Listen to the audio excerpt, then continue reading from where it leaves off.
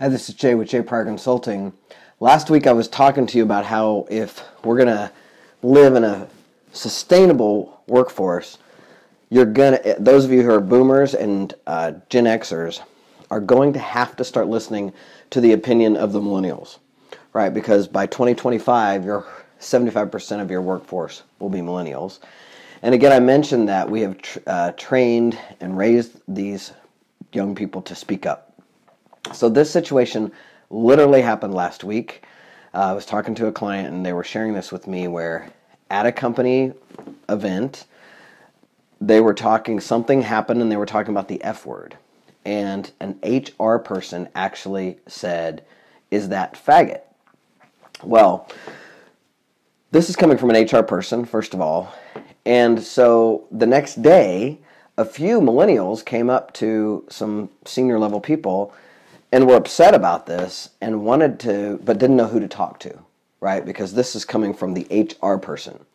So long story short, the CEO finds out about it. The CEO is a friend of the HR person and is also a boomer Gen Xer, I mean, they're colleagues.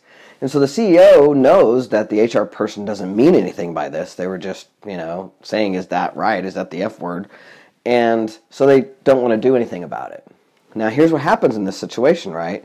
You've got millennials who, even hearing the word faggot come out of the word of an HR director. By the way, those of you who are executives, don't ever use the word faggot. You don't ever need to use that word. And just don't do it. But millennials are so trained, right? When they hear that word faggot, they know that creates an unsafe place for LGBTQ people. First of all, a lot of them are LGBTQ allies.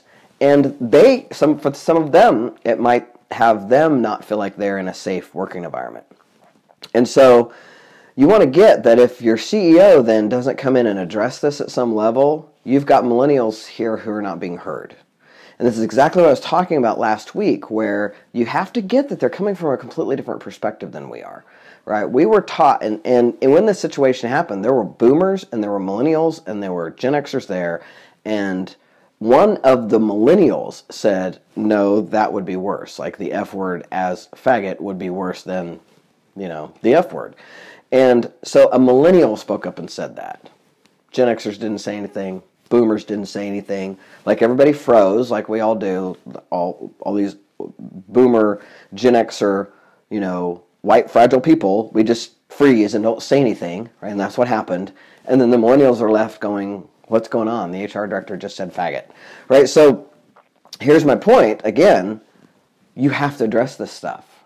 You have to listen to them and actually start to have a culture where the Gen Xers and boomers are starting to get on board and check their language and check their attitudes and pay attention and get conscious about what you're speaking and about what you're saying.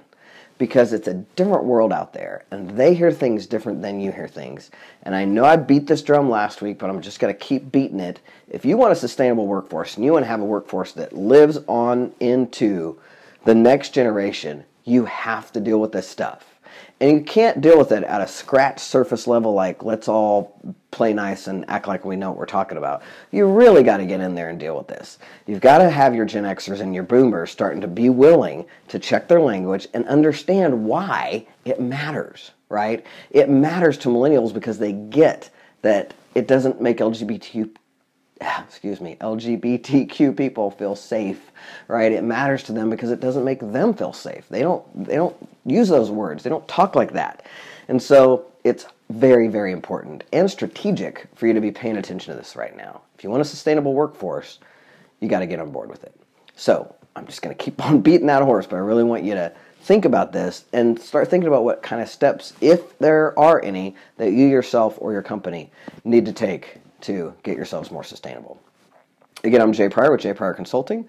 Thanks again for joining me. If you have questions, please hit us up. We'd love to talk to you. Take care.